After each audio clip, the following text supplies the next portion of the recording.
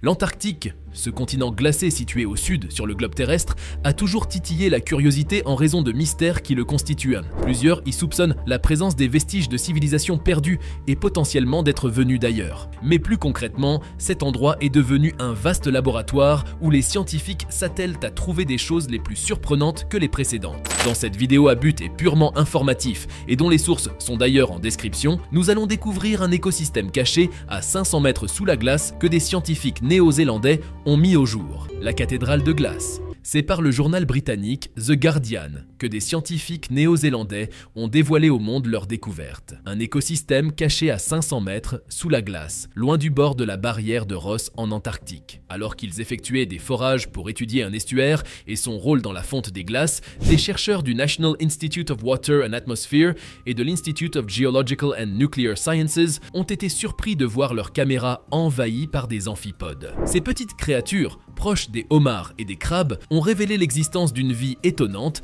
sous les glaces antarctiques. Elles mesurent environ 5 mm et ont été trouvées dans une caverne en forme de cathédrale, haute de plusieurs centaines de mètres. C'est comme découvrir un autre univers, où des essaims de petites créatures ressemblant à des crevettes prospèrent. Cette découverte a révélé l'existence d'un vaste réseau souterrain de lacs et de rivières subglaciaires. Ce réseau complexe est traversé par des courants légers, offrant un environnement propice au développement de la vie. Ces poches souterraines sont isolées depuis des millions d'années, ce qui en fait un écosystème unique encore jamais étudié. Les chercheurs ont laissé des instruments sur place pour observer ce monde caché dans les années à venir. Ils surveilleront le débit, la température et la pression de l'eau toutes les 2 minutes pour comprendre le comportement de ce fleuve et son interaction avec l'océan et la calotte glaciaire. À ce jour, pas moins de 400 lacs, rivières et grottes ont été découverts sous la calotte glaciaire de l'Antarctique. Une étude publiée en février 2021 dans la revue Science Advance suggérait que les lacs souterrains de l'Antarctique pourraient être plus accueillants que prévu, offrant un habitat potentiel pour une vie microbienne ou animale. L'Antarctique. L'Antarctique est le continent le plus austral de la Terre. Il est entouré par l'océan austral et largement recouvert de glace, notamment sur le plateau antarctique où la glace peut atteindre plusieurs kilomètres d'épaisseur. Il faut noter qu'il abrite près de 70% de l'eau douce de la planète. Les conditions y sont extrêmes, avec des températures pouvant chuter en dessous de moins 80 degrés Celsius en hiver, bien que les étés soient relativement doux avec le soleil qui brille 24 heures sur 24. Ce continent hostile est principalement utilisé pour la recherche scientifique en raison de son isolement et de ses conditions uniques. De nombreuses nations possèdent des stations de recherche où des études sont menées dans des domaines variés tels que la glaciologie, la météorologie et la biologie marine. Cet effort de recherche est régulé par le traité de l'Antarctique, un accord international qui vise à préserver ce territoire comme une zone de paix et de coopération scientifique, interdisant notamment les activités militaires. Malgré son caractère inhospitalier, l'Antarctique abrite une vie marine riche, incluant des espèces emblématiques comme les manchots, les phoques et les baleines, qui dépendent de l'océan environnant pour se nourrir. Ces dernières années, des découvertes fascinantes comme celles que nous avons commencé à évoquer ont été faites, révélant des aspects spectaculaires et révolutionnaires de ce continent glacé. D'anciennes forêts pluviales. En dehors donc de la cathédrale de glace,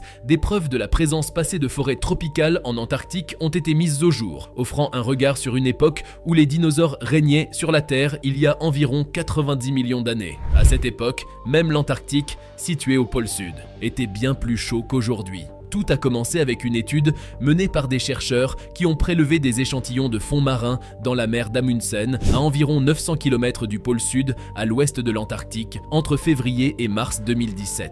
À l'aide d'une foreuse à bord d'un navire de recherche polaire, ils ont extrait une carotte de sédiments près des glaciers Pine Island et Thwaites. Les analyses détaillées ont révélé des échantillons exceptionnellement préservés de sols forestiers, de pollen, de spores et même de systèmes racinaires. Ces découvertes ont permis d'identifier des structures cellulaires, y compris du pollen provenant des premières plantes à fleurs, étonnamment situées près du pôle sud. L'équipe internationale de chercheurs a plongé une foreuse à environ 1 km sous la surface de l'eau, récupérant ce morceau de terre étonnant à 27 mètres de profondeur. La surprise fut grande lorsque les scientifiques réalisèrent que l'échantillon de sol ne provenait pas d'un ancien plancher océanique, mais plutôt d'une ancienne forêt tropicale. Après des analyses approfondies, les chercheurs ont révélé que le sol brun-gris, un dense réseau de racines fossilisées, ainsi que du pollen et des spores provenant d'au moins 65 espèces végétales différentes. Johann Klages, le géologue principal de l'étude à l'Institut Alfred Wegener en Allemagne, a comparé cet échantillon à ce que l'on pourrait découvrir en forant un trou dans une forêt ordinaire.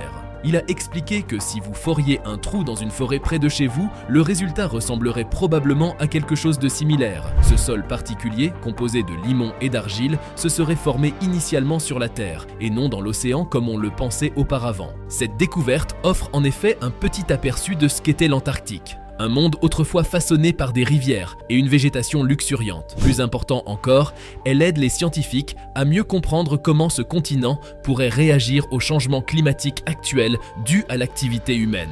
Autrefois, l'Antarctique était peuplée de dinosaures et d'autres animaux, faisant partie du supercontinent Gondwana. Même après la séparation du Gondwana, l'Antarctique a conservé une végétation luxuriante et des écosystèmes de toundra avant de devenir principalement glaciaire au cours des 20 derniers millions d'années. Bien que des formes de vie robustes, telles que les emblématiques manchots empereurs, subsistent encore, l'âge d'or hospitalier du continent appartient désormais au passé. Un passé révolu que les scientifiques explorent pour nous aider à mieux comprendre l'histoire et l'avenir de notre planète. Des données impressionnantes. Les chercheurs ont pu dater le sol de l'Antarctique, composé d'argile à grains fins et de limon, à environ 90 millions d'années. Dès les premières évaluations à bord du navire de recherche, Johann Klages a noté la coloration inhabituelle de la couche de sédiments recueillis, se distinguant nettement des couches précédentes. En effet, il faut commencer à comprendre qu'à l'époque des dinosaures, la Terre était considérablement plus chaude. Pendant la période du Crétacé moyen, qui s'étend de 80 à 115 millions d'années, la planète a connu les températures les plus élevées des 140 derniers millions d'années. Les régions tropicales auraient même pu avoir une température de surface de la mer atteignant les 95 degrés Fahrenheit, et le niveau de la mer était beaucoup plus élevé. Cet échantillon de sol a donc ouvert les esprits à la possibilité de découvrir l'Antarctique tel qu'il était il y a des millions d'années. La préservation remarquable de cette ancienne forêt vieille de 90 millions d'années a de toute évidence scotché tous les scientifiques. Les carottes de sédiments sont comme des capsules temporelles, enregistrant des informations cruciales sur le climat, comme les températures, les précipitations et la végétation. Pour comprendre au mieux le climat pendant la période la plus chaude du Crétacé, les chercheurs ont dû étudier les conditions climatiques actuelles dans lesquelles vivent les descendants modernes des plantes. Les résultats ont révélé un paysage que nous ne connaissons pas du pôle sud. La côte de l'Antarctique occidentale n'était pas recouverte des glaciers actuels, mais plutôt de forêts pluviales marécageuses. À cette époque, la température moyenne en journée était d'environ 53 degrés Fahrenheit, ce qui, même si cela semble doux,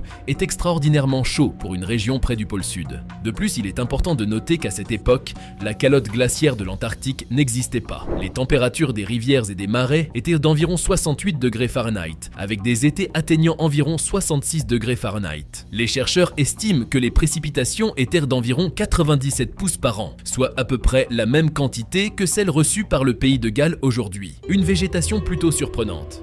Les forêts antarctiques ressembleraient à celles que l'on trouve aujourd'hui sur l'île du sud de la Nouvelle-Zélande. Mais alors, comment l'Antarctique a-t-il pu maintenir des forêts pluviales tempérées alors qu'il était plongé dans une nuit polaire de 4 mois? Sans voir la lumière du soleil pendant tout ce temps, il y a des millions d'années? Pour répondre à cette question, les scientifiques ont dû se pencher sur plusieurs aspects, en particulier la température. Les études du sol ont révélé des indices de fortes pluies, avec une température annuelle moyenne d'environ 54 degrés Fahrenheit et une température estivale moyenne de 66 degrés Fahrenheit. Même les températures des rivières et des marécages atteignaient 68 degrés Fahrenheit malgré l'absence de soleil pendant un tiers de l'année. Les chercheurs expliquent que de telles conditions étaient possibles seulement s'il y avait une végétation dense et à l'absence de grandes calottes glaciaires dans la région. De plus, de nouvelles découvertes suggèrent que les niveaux de dioxyde de carbone dans l'atmosphère étaient plus élevés à cette époque que ce que nous pensions jusqu'à présent, tout comme les températures mondiales. Le dioxyde de carbone, ayant un effet de réchauffement sur l'atmosphère et la planète,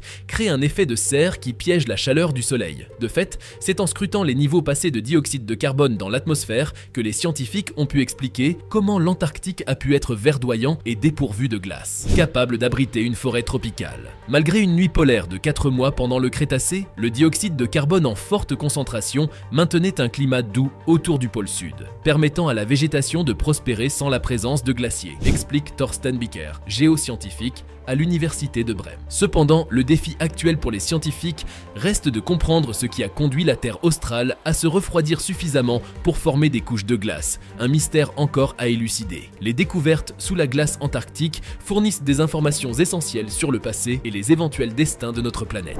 Dans une autre de nos vidéos que je vous invite vivement à suivre, nous parlons des expéditions et des moyens déployés par les milliardaires comme Elon Musk et Richard Branson pour visiter et mener des recherches dans le vaste laboratoire qu'est le désert de glace. Sur ce, nous terminons cette vidéo. J'espère qu'elle t'a apporté du nouveau. N'oublie pas de laisser un like et surtout de t'abonner.